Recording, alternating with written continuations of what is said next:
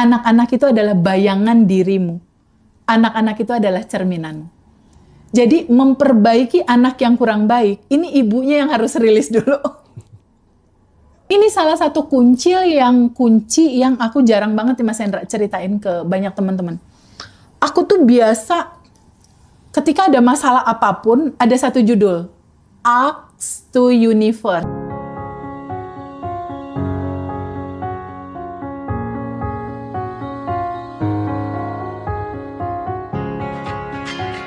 Di level tertentu, sedekah tertinggi itu kan sebenarnya saat kemudian kita sudah tidak mengharapkan balasan.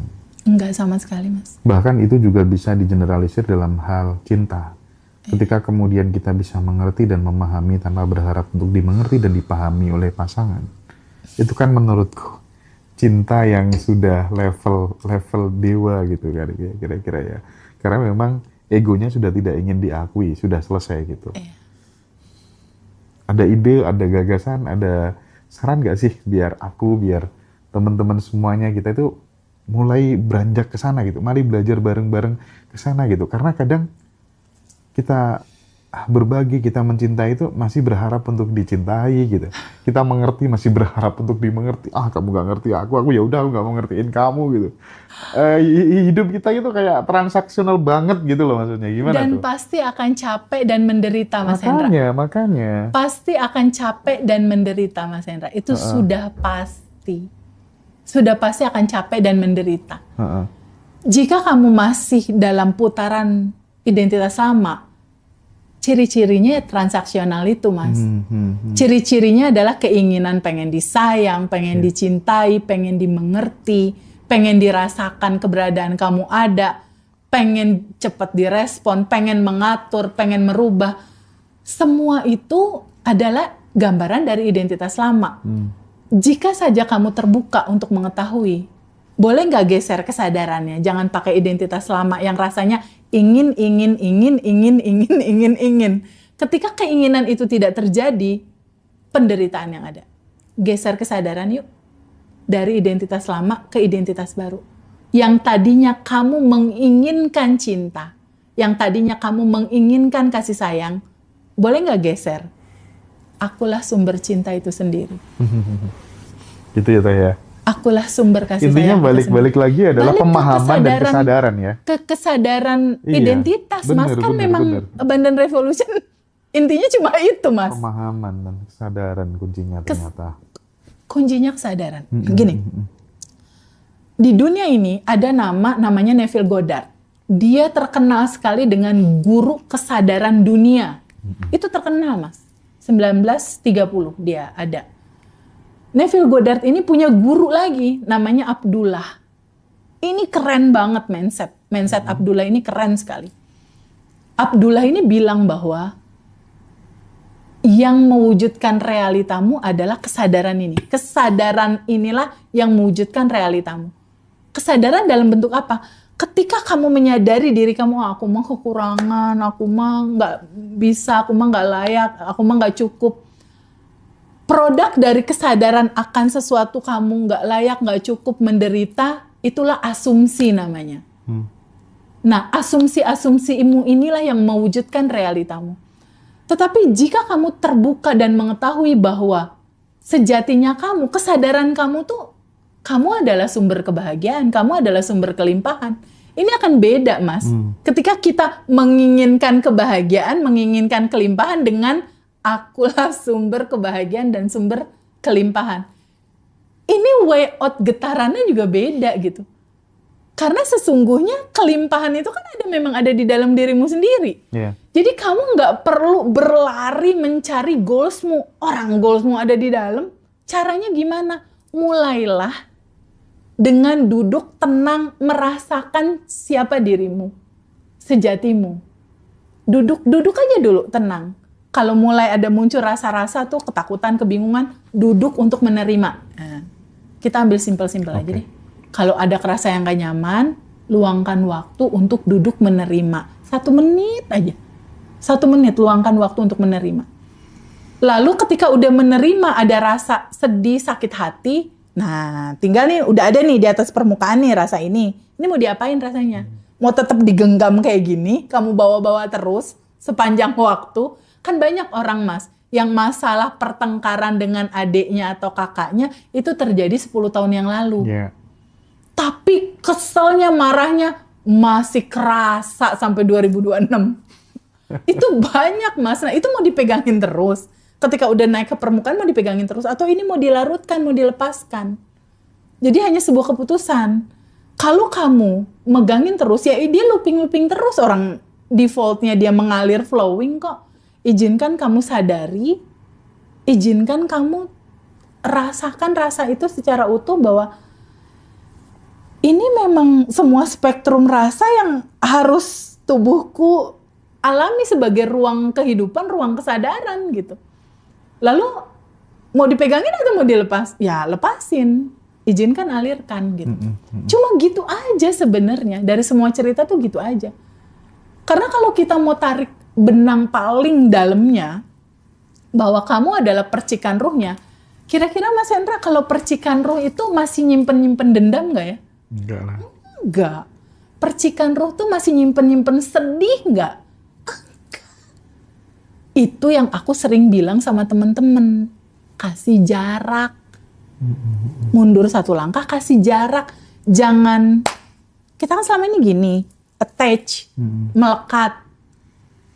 Coba retouch. Kasih jarak. Ini ada sedih, ada luka, ini bukan kamu. Ini bukan sejatimu, itu bukan fitrahmu, ini bukan alamiahmu. Iya. Alamiahmu itu adalah cinta tanpa syarat, cinta tanpa batas. Itu alamiahmu. Iya. Makanya kenapa manusia mau sebejat apapun, manusia mau sekriminal apapun, pasti ada rasa kasih sayang. Entah sama pacarnya, entah sama anaknya. Mau dia pembunuh bayaran sekalipun yang sekiranya hatinya udah nggak ada rasa lah gitu ya. Hatinya tuh udah dingin. Wah, pembunuh berdarah dingin deh. Pasti tetap ada cinta sedikit di hatinya. Bener. Ya itu karena itu fitrahnya. Aku zaman kuliah dulu kan KKN. Nggak ada tuh orang yang anak sama pembunuh bayaran tuh ya. Malam-malam tak datangin sendiri. Nah, Ya kan, terus ya akhirnya jadi sahabat baik banget sama ternyata aku. ada kelembutan kan di Iya, situ. benar. Ada fitrah yang pada akhirnya dia pun merasakan ada kerinduan untuk kelembutan, untuk cinta. Kita nggak akan pernah lari dari rasa-rasa itu. Kenapa? Orang itu sejatinya kita kok. Iya. Orang itu fitrahnya kita kok. Makanya kenapa pertanyaan Mas Hendra tadi, TVB, ketika kita menolong seseorang terus ada sisi transaksional, kalau di titik TVB sekarang gimana sama Mas Hendra misalnya? Nggak ada, ini hanya semata-mata mengalirkan rasa syukur yang teramat sangat sama Allah. Kita mau bilang bahwa, ya Allah terima kasih ya Allah, hidup ini udah lebih dari cukup. Aku sama Mas Hendra dan teman-teman yang berdonasi ini bahagia sekali. Nah, wujud rasa bahagia, rasa hatiku ini diwujudkanlah dalam bentuk pemberian-pemberian kecil kepada keluarga-keluarga kita, entah itu beras, entah itu makanan, sehingga orang lain juga bisa merasakan syukur dan bahagia sebagaimana yang kita rasakan. Itu aja, latar belakangnya itu latar belakang rasa kelimpahan yang ada di sini yang mau dialirkan gitu. Nggak ada hal-hal lain di luar itu. Oke. Sehingga kalau latar belakangnya adalah itu, kita tenang Mas. Nggak butuh pujian, nggak butuh feedback, nggak usah, nggak perlu gitu. Nggak perlu, kita hanya dalam setiap hari hanya mengembalikan aja. Mengembalikan apa yang menjadi natural fitrah kita sendiri, yaitu kelimpahan. Mengalirkan lagi ke teman-teman yang lain. Iya. Terus Teh, kalau misalnya ditanya tentang apa sih tandanya, kalau misalnya kita itu sudah mulai sadar gitu, perubahan apa yang paling terlihat gitu, apakah kita sudah nggak menyalahkan orang lain, nggak menyalahkan eksternal, atau bagaimana Teh? Ada tandanya Mas. Apa tandanya? Kita sudah ada di titik kesadaran. Apakah tandanya itu? Tanda yang paling simpel ya, paling simpel. Kita nggak terlalu reaktif terhadap sesuatu. Contoh digosipin, difitnah. Iya. difitnah nih, misalnya dijelek-jelekin. Dibilang penipu. Ya, misalnya dibilang penipu, dibilang nggak bener atau whatever apapun itu. Kita nggak reaktif. Kalau orang itu udah ketemu kesadaran, dia akan melihat. Ini kan hukum kehidupan. Ada yang muji, ada yang fitnah. Jadi ya udah, ini lengkap sempurna. Itu pertama, dia tidak reaktif. Tandanya itu, Mas. Kedua, orang yang sudah ketemu kesadaran, dia tidak judgment, dia tidak menghakimi, tidak cepat-cepat menghakimi. Wah, ini mah kayaknya neraka gitu misalnya. Wah, ini kafir misalnya gitu. Dia nggak menghakimi gitu. Dia melihat bahwa seseorang yang salah, seseorang itu mungkin salah, tapi ini rentetan peristiwa dia menuju kesadaran gitu. Jadi dia sangat menghargai semua fase yang terjadi di dalam lingkungan dia, di teman-teman dia, di anak dia, di keluarga dia, di pasangan dia, di siapapun itu. Dia menghargai setiap proses perjalanan itu. Itu satu tadi ya, nggak reaktif. Kedua, nggak cepat sekali menghakimi. Yang ketiga, no labeling. No labeling. Kamu berdosa gitu. Kamu penjahat gitu. Enggak gitu. Enggak gitu. Barangkali yang kamu judgment, kamu labeling itu di mata Tuhan dia lebih baik daripada kamu.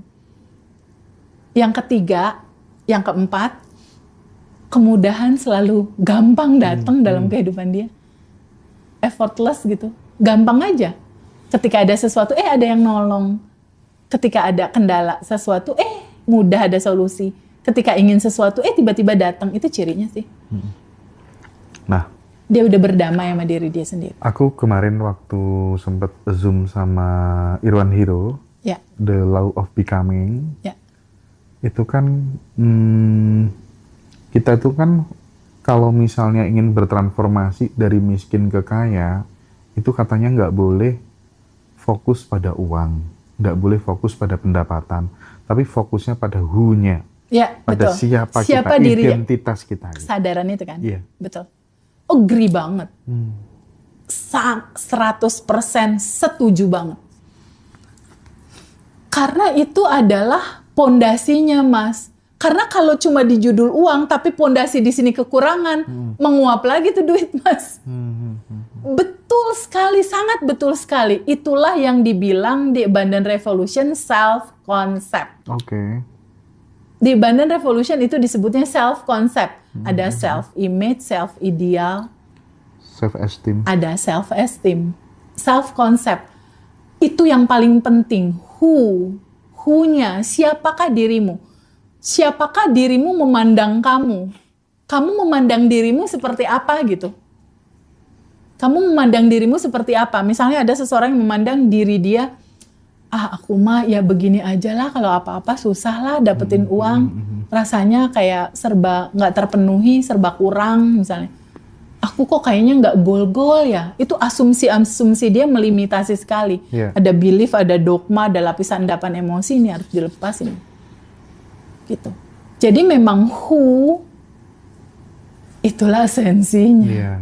Itu yang dibilang yang tadi aku ulas. Gurunya Neville Goddard bilang, kesadaran menciptakan realita. Ini memantul dalam realita. Karena inilah yang melatar belakangi gerak kamu. Nah, sekarang nih Teh, ini masuk ke pertanyaan yang sebenarnya kalau dipraktekkan tuh nggak mudah. Mungkin Teh Febi mudah ya. Skill memaafkannya mungkin sudah tingkat tinggi ya. Karena masih banyak sekali teman-teman tuh yang kenapa sih aku kok sulit sekali memaafkan gitu. Kenapa gitu ya. Padahal sebenarnya ya hati itu pengennya damai gitu. Tapi ego ini loh. Gimana tuh Teh? Kalau teman-teman masih ada di titik kenapa ya aku memaafkan tapi sulit sekali. Nggak apa-apa Mas, di posisi itu aja dulu. Nggak apa-apa. Dinikmati, diterima di fase itu gitu ya. Nggak usah dilawan gitu ya. Nggak apa-apa. Di situ aja dulu. Nanti ada titik kesadarannya kok dia bertumbuh untuk capek ya kayak gini gitu loh Akan Mas. sampai dengan sendirinya kalau kata Sin kemarin ya. Akan sampai dengan sendirinya. Jadi kalau gini loh, masing-masing orang Mas Hendra itu punya spiritual awakening beda-beda. Betul. Ada jam alarm spiritual awakeningnya beda-beda. Kita nggak bisa paksain. Kita nggak bisa paksain, Habib kamu harus berjiwa besar Habib. Kamu harus mengikhlaskan, kamu harus melarutkan emosi, kamu harus memaafkan. Iya kalau umurnya masih segini, dia juga belum siap tubuhnya, kesadarannya menuju ke situ. Apapun itu, flowing aja sih kalau menurut aku. Lewati aja. Kalau kamu lagi bete, ya udah bete aja dulu, nggak apa-apa. Belum jalanin daily rutin, nggak apa-apa. Toh ujung-ujung kalau dia mengenggam kan nanti looping kan, yang mentok-mentok dia juga kan. Mentok lagi. Ketemu mentok terus, ujung-ujungnya dia sadar-sadar lagi. Iya sih, betul. Jadi nggak apa-apa teman-teman. Tapi kalau di titik dia udah mulai bilang gini, Teh Feby, tapi ini aku gimana ya? Kalau aku nggak memaafkan, nanti ini looping terus Teh. Aku mulai berpikir untuk gimana ya caranya merubah ini. Nah itu mulai lahir kesadaran. Itu tanda bagus itu. Itu udah sinyal yang sangat bagus sekali. Untuk kamu mulai terbuka untuk pindah track dari identitas lama ke identitas baru gitu. Ya, ini aku mulai bacain pertanyaan teman-teman yang live di TikTok Teh. Ya, oke, silakan Mas. Ada 1.700 yang stay mendengarkan Teteh. Oke. Apakah saya harus memaafkan penipu yang membuat ekonomi rumah tangga saya hancur Teh? Oke. Nah, itu Teh.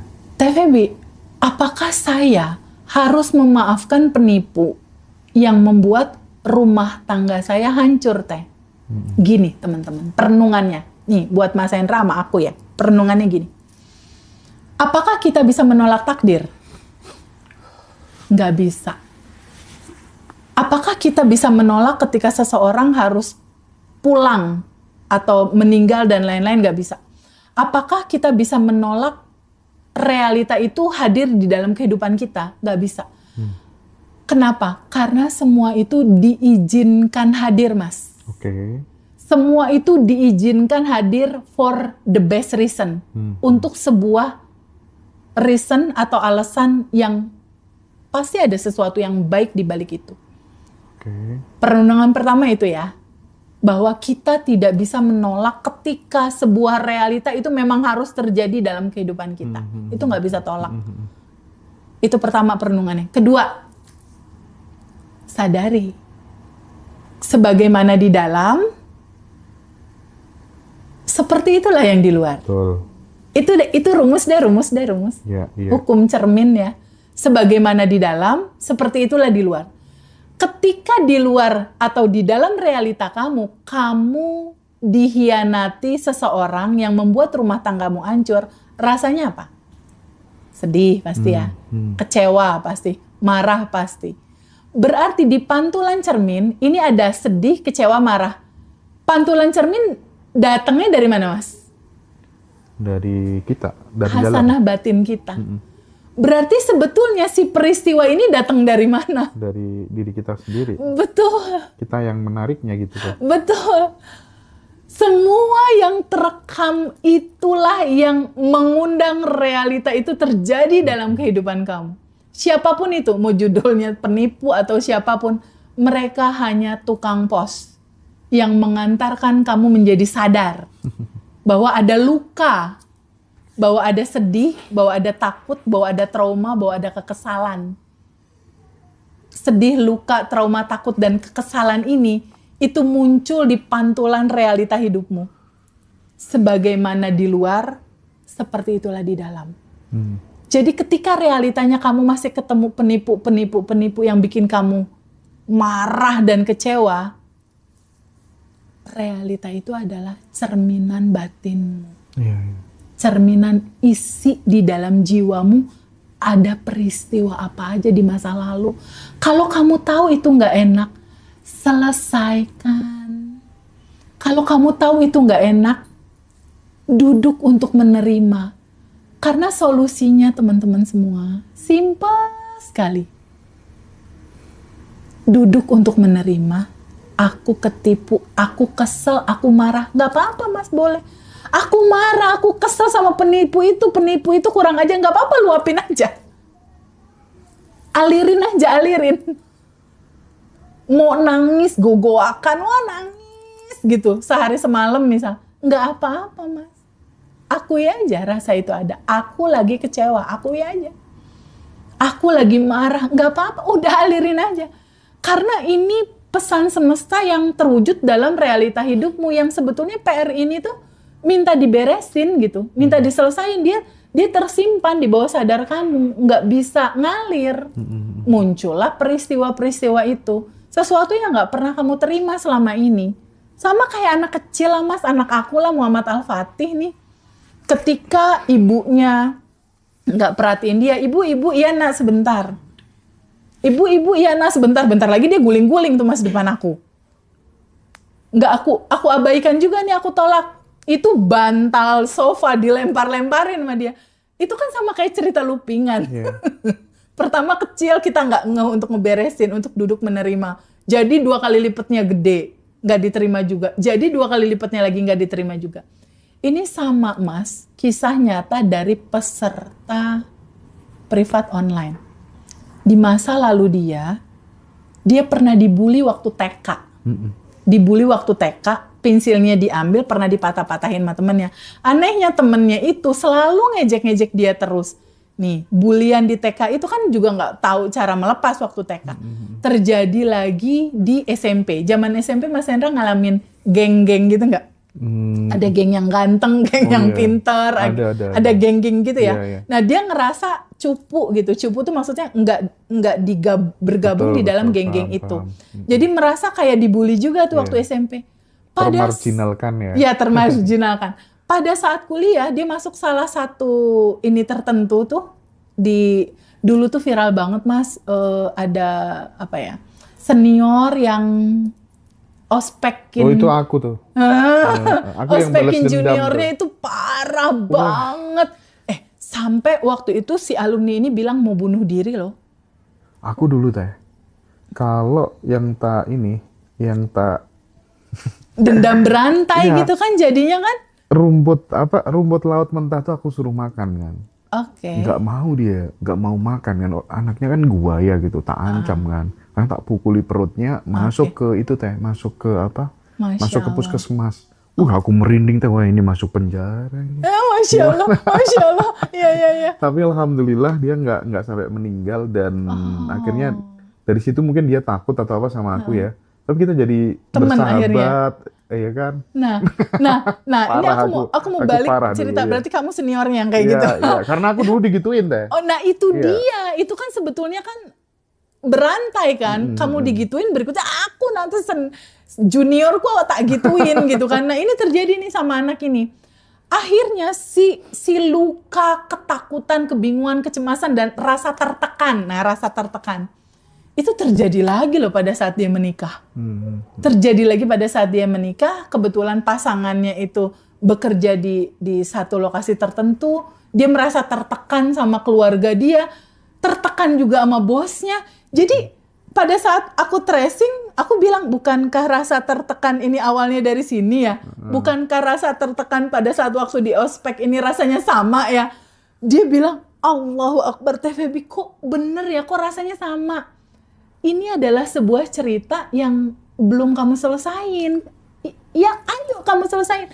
Tapi teh pertanyaannya gini teh, ini kan ada rasa tertekan. Ini kalau aku lihat dia powernya semakin gede teh, kata dia gitu. Ini kan gak diterima nih pertama, looping ke bos dia. Dia merasa tertekan sama bos dia selama 2 tahun. Level tertekannya bisa dikatakan 2. Berikutnya lagi bosnya pindah, ganti bos baru. Tapi tekanan loopingan tertekannya jadi 4. Berikutnya begitu lagi dan gak selesai-selesai. Makanya dia kemarin itu nyari solusi, ini aku harus apa, ketemulah ngaji Rasul. Ketemulah cerita Bandan Revolution tentang melepaskan itu. Sip. Boleh ikut kelas teteh nggak? Gimana caranya? Ikut kelas teteh, caranya WhatsApp Mbak Dara. Ya, betul teman-teman. Hubungi admin di Ngaji Roso ya teman-teman ya. Teman-teman bisa ikut yang paling rendah dulu, basic dulu, hanya 350.000 teman-teman Iya, ya. betul. Hari Senin ya? Tanggal 6 pokoknya, 6. tanggal 6 ya. Quantum Alignment, yes. Quantum Alignment. Silakan kalau misalnya, iya banyak yang mau ikut ya. 200 peserta lebih biasanya ya teman-teman ya. Iya, betul. Jadi pelan-pelan teman-teman pelajari pola itu deh teman-teman. Kalau masih ada yang nggak enak, berarti masih ada yang belum selesai di ranah batin. Nah, Gitu aja, ini simple teh ya. kalau misalnya, Bib, kamu katanya mau bacain pertanyaan, Bib. Oh iya, Iyalah, 15 menit terakhir atau apa gitu lah. Aku capek soalnya, Bib. silakan. Kesel, Bib, aku. Silakan Mas Habib. Kita ganti suara dulu. Iya. Ganti suara Ini dulu. bagus, Bib, pertanyaannya, Bib. Ini Ganti suara dulu. ibu-ibu pasti akan seneng Iya. denger. Pokoknya teman-teman pertanyaan-pertanyaan yang bagus-bagus Silakan. silakan ditanyain aja, nggak apa-apa. Ini akan dibacakan sama Habib, bukan Mbak Alawi. Silakan Mas Habib.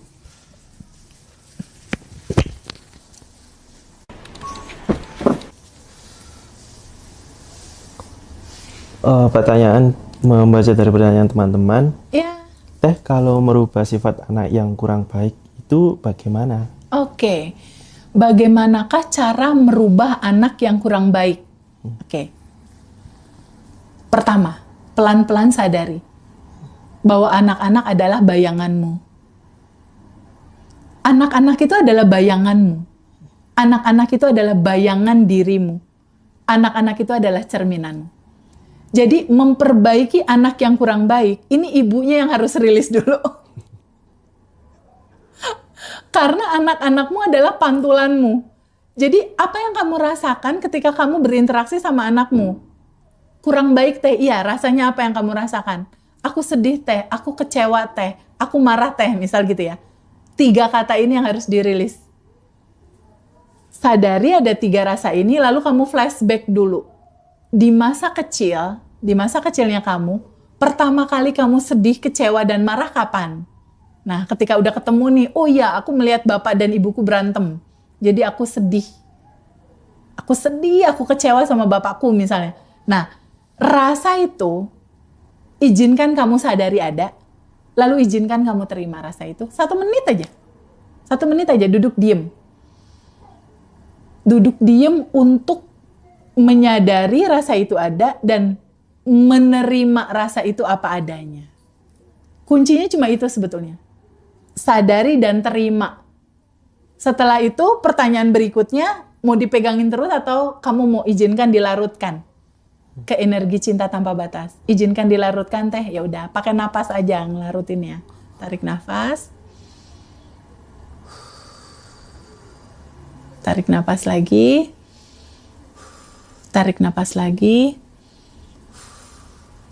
Lakukan itu selama 30 hari. Wah, ini ucap halus, Bib. Lakukan itu selama 30 hari. Setelah itu, ada satu lagi yang harus dilakukan. Sending love anakmu. Nah, itu semua ada tuh. Di materi Bandan Revolution itu nanti dikasih. Atau kalau teman-teman mau ngerasain kita rilis bareng, yuk kita ketemu Senin. Ada Quantum Alignment Senin. Kita rilis yuk lapisan endapan emosi dirimu sehingga nanti ketika batinmu masih ada sedih, luka, cemas, takut itu dirilis, dilepaskan, kan otomatis sudah jadi kosong tuh. Ketika udah jadi kosong, isilah dengan sesuatu yang baru. Bersyukur, berterima kasih. Sehingga datanya juga jadi membaru. Ketika batinmu datanya baru, kira-kira pantulannya bakal jadi baru nggak Mas Habib? Jadi baru Teh. Yes. Kira-kira kalau data di sini udah rapi, pantulan cerminan bahasa tubuh si anak bakal jadi berubah nggak? Berubah. Pasti berubah. Dan ini testimoninya sudah sangat banyak sekali terjadi di alumni. Tadinya anaknya kabur Mas Habib. Ada satu lagi waktu itu testimoni ibu-ibu, Teh Feby aku mau dibunuh oleh anakku. Ini kisah nyata Mas. Beneran kisah nyata Mas. Nangis-nangis di WhatsApp pakai emotion nangis gitu. Teteh tolong aku mau dibunuh sama anakku, apa yang harus aku lakukan? Aku dikejar-kejar pakai pisau teh sama anakku. Aku nggak nanya masalahnya apa, aku nggak nanya. Karena aku nggak butuh ceritanya. Aku hanya butuh rasanya. Yang kamu rasakan apa? Sedih teh. Terus yang kamu rasakan apa lagi? Kecewa teh. Yang kamu rasakan apa lagi? Marah teh. Duduk yuk sama rasa itu. Flashback. Ternyata kisah dia dulu pernah pelecehan seksual. Dia duduk untuk menerima dan memaafkan, dia lepaskan, dia sending love anaknya. 1 bulan kemudian membaik Mas Habib. Dia WhatsApp lagi nanti deh ya, screenshotnya aku cari ya, nanti aku kirim ke kamu Mas. Dia bilang, Teteh terima kasih banyak. Aku sekarang sudah bestie sama anakku. Wah itu Mas Hendra, rasa bahagianya ya di sini tuh yang kayak aku yang ngalamin. Nah kisah-kisah seperti itu yang luar biasa gitu. Jadi ini membuktikan sekali apa yang ada di dalam, seperti apa yang di dalam, seperti itulah yang di luar. Sebagaimana di luar, seperti itulah yang di dalam. Bahwa daleman batinmu lah yang memantulkan realitamu. Jadi sekali lagi aku pengen kasih tahu ke teman-teman semua, di dalam realita kehidupan kita hanya ada kita, lapisan endapan emosi kita, dan Tuhan yang menciptakan kita aja. Gak usah menyalahkan orang. Gak usah menyalahkan suami kamu. Gak usah menyalahkan anak kamu. Gak usah menyalahkan mertua kamu, bos kamu, teman kamu, atau siapapun itu. Ketika realita di luar masih sangat menyedihkan, sadari bahwa itu adalah pantulan dalemanmu. Duduk untuk menyadari, untuk kamu terima semua cerita pahit sedihnya kamu. Setelah itu, izinkan kamu ikhlaskan. Izinkan ikhlaskan, izinkan alirkan. Nggak usah disimpan di tubuh, karena kan itu sampah batin. Sampah emosi-emosi batin, nggak usah dipegangin. Izinkan dilarutkan, izinkan dialirkan. Gitu Mas Habib jawabannya. Ya, jawabannya adalah release dan sending love. Yes. Membaca testimoni dari teman-teman. Ya. Teh, makasih ya. Aku udah praktekin bicara dengan semesta, uang masuk ke rekening lebih dari 300 juta. Wow, udah dipraktekin? Udah. Manifest berarti? Manifest bicara dengan semesta, uang masuk ke rekening lebih dari 300 juta. Masya Allah. Nah ini salah satu kunci yang aku jarang banget nih Mas Hendra ceritain ke banyak teman-teman. Aku tuh biasa ketika ada masalah apapun, ada satu judul, Ask to Universe. Jadi bertanya ke semesta, dengan tanya ngomong ke dalam diri gitu. Karena kan ini ada semesta di dalam, ada semesta di luar.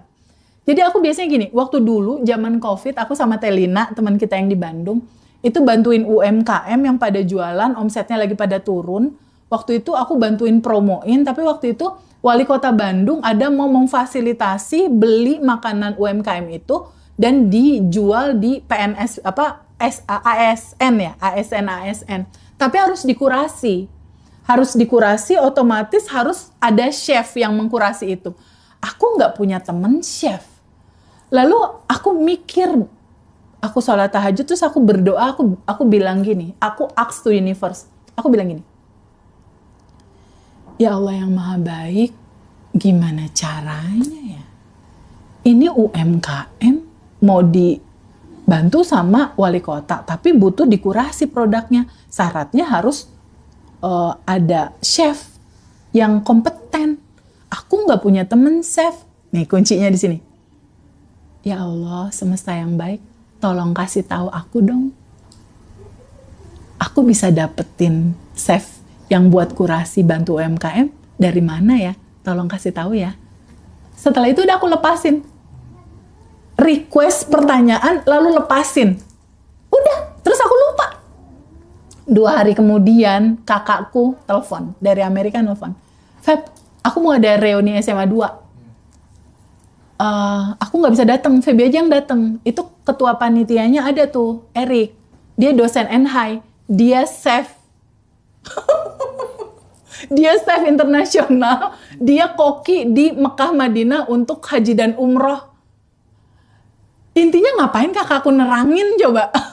Kakakku ngapain nerangin gitu? Di situ aku mulai, terjawablah pertanyaanku. Itu nomor teleponnya Erik, telepon Erik Feb gitu. Kebetulan aku juga berteman sama Erik, tapi aku nggak tahu kalau dia save, orang dia teman kakakku. Lalu akhirnya kita komunikasi lah, Erik chef, iya udah lama. Aku dosen NHI, aku dosen senior. Aku juga suka kurasi orang-orang catering buat lolos ke Mekah Madinah untuk makan haji umroh. Masya Allah, Rik, bantuin UMKM mau nggak? Dan itu sering Mas, sering sekali. Pokoknya aku setiap ada masalah apapun nih teman-teman boleh praktekin ya. Nggak usah nanya jauh-jauh, tanya ke dalam dirimu. Yang paling sering gini, 2019 ya, 2019. Saldonya belum bikin nyaman. Kalau lihat saldo masih suka sakit perut 2019. Aku sering gini, ya Allah yang maha baik, gimana caranya ya? Mbak belum dibayar, token listrik bunyi, ini pampers anakku juga, mama butuh aku transfer. Ini total aku butuh sekitar 5 juta. Dari mana ya aku dapetinnya? Tolong kasih tahu aku dong. Kayak gitu Mas. Ask to universe. Boleh dipraktekin sama teman-teman. Kejadiannya apa coba Mas? Kejadiannya. Pagi-pagi temanku ada nelfon. Feby, anak HIPMI. Aku kebetulan bergabung di Himpunan Pengusaha Muda Indonesia Jawa Barat. Anak ini telepon gini. Feby, bantuin aku dong. Aku lagi panen. Cuma ini panennya banyak banget. Ini ada 200 ton tapi bingung nih Feb mau ngebuang kemana nih panenan sementara aku butuh nih buat anak sekolah masuk sekolah Feb. Oh oke, speknya dan lain-lain kirimin ke aku dong. Sampelnya juga kirim ke rumah. Oke, gambarnya kirim. Aku tampung tuh. Oke. Berikutnya aku apain ya? Oh, aku taruh WhatsApp story kan. Masukin ke grup HIPMI. Hai guys, siapapun yang butuh beras ini ada stok ya 200 ton. Jadi tetap harus ada gerak. Iya. Nggak cuma nanya ke semesta terus nggak bergerak ya nggak bisa. Betul. Jembatan kejadiannya dari mana? Nah, lalu aku kirimin lah ke beberapa grup WhatsApp jaringan pengusaha nasional, HIPMI dan beberapa teman-teman lain. Itu selang setengah jam deh dari situ. Yang WhatsApp adalah itu komunitas Harley Davidson. Teh Feby, kita mau ke Garut Teh. Ini anak-anak Harley mau donasi nih Teh mau ikutan bagiin nggak? Oke, boleh. Teh, butuh bantuan Teh. Teh punya link channel beras nggak? Jadi kerjaan aku tuh Mas Hendra, selain sharing materi Abundant Revolution, aku itu biro jodoh Mas. Oh iya? Menjodohkan yang punya beras sama yang mau beli beras, gitu jodohin. Iya. Yang punya motor sama yang mau beli motor, jodohin. Itulah uang masuk ke dalam rekening aku tuh dari situ sumbernya. Entah itu jual beli motor, jual beli spare part, jual baju, jual beras, jual perusahaan juga pernah gitu. Rumah, tanah, apa aja deh Mas aku. Dari situ tuh, jadi cuma ask to universe. Berikutnya, apa yang terjadi? Temen aku yang punya beras transfer aku 2,5 juta.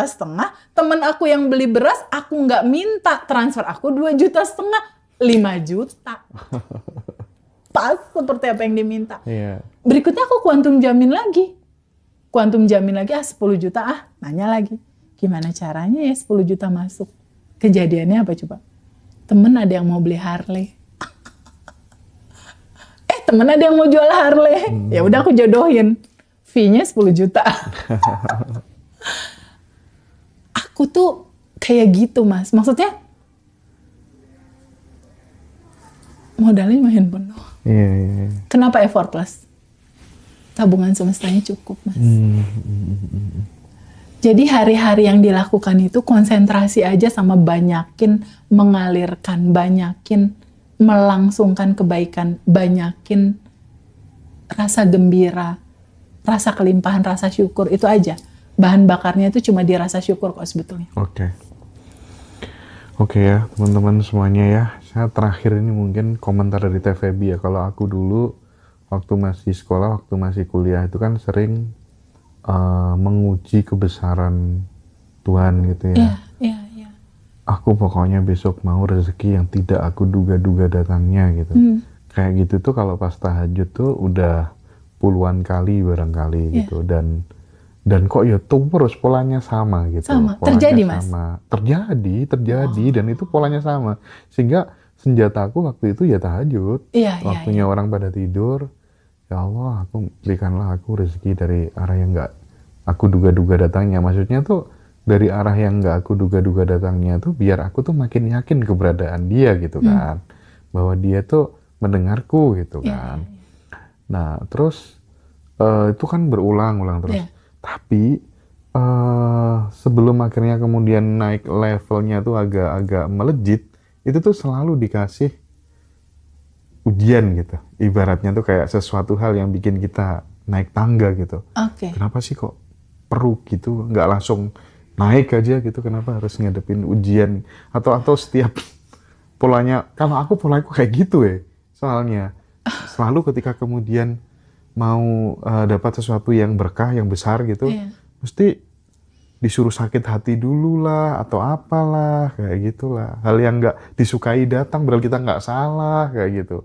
Kenapa? Kenapa? Atau jangan-jangan sudah menjadi program gitu, Itu Kak? beliefmu, Mas. Oh, oke. Itu beliefmu, Mas. Itu dilepas. Karena nggak semua orang mengalami fase kayak kamu. Kalau aku kebetulan fasenya prihatinnya dihabisin di awal. Oh, oke. Prihatin abis tuh di awal gitu. Kesininya ya udah gitu aja berjalan. Oh, iya. Itu polamu karena kamu berulang kali tadi ngomong ini programku, polaku begini, kenapa begitu. Boleh nggak diputus? Iya, Itu cerita lama aku. Oke. Aku yang sekarang yang seru-seru aja deh Iya, berjalan ke iya, depan iya. gitu. Oke. Itu beliefmu, itu polamu, itu datamu. Ya, Lepasin. Itu cerita lamamu. sahabat, luar biasa sekali.